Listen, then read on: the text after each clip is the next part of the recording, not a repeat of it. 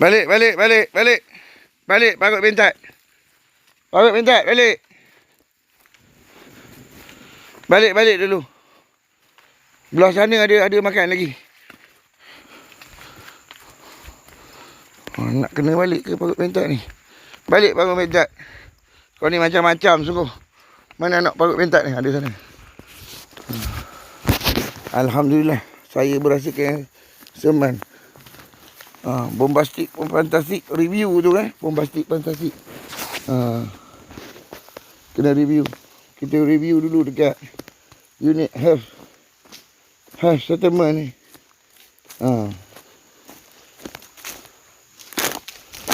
Dia emotional tu. Dalam sistem tu.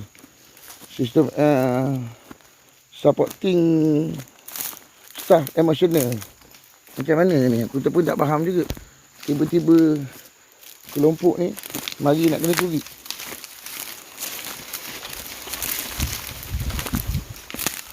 Kan?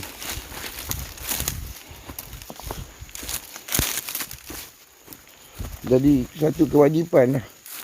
Jadi masuk sistem syariat dia.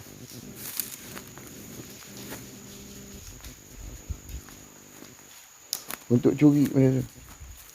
Dia jadi syariat dalam masjid apa benda dekat sini. Kan? Dia jadi sistem syariat. Tapi aku tengok buku syariat Muhammad yang sebelum pada ni tak ada. Mungkin yang ni baru punya lah. Baru. Minta mu'ib tu masukkan sistem siasatan dia orang ni ke dalam tu. Senadai dia orang ni masuk dalam siasatan tu untuk kajian tu. Dia lebih kurang daripada falsafah Ayah Pin juga ni. Falsafah Ayah Pin dengan Tuk Kahar tu. Dia menerima wahyu. Dia sama dengan sistem yang ada 300 juta kan. Jadi sistem wahyu hidup kat situ. Tu pun dikatok kepada aku.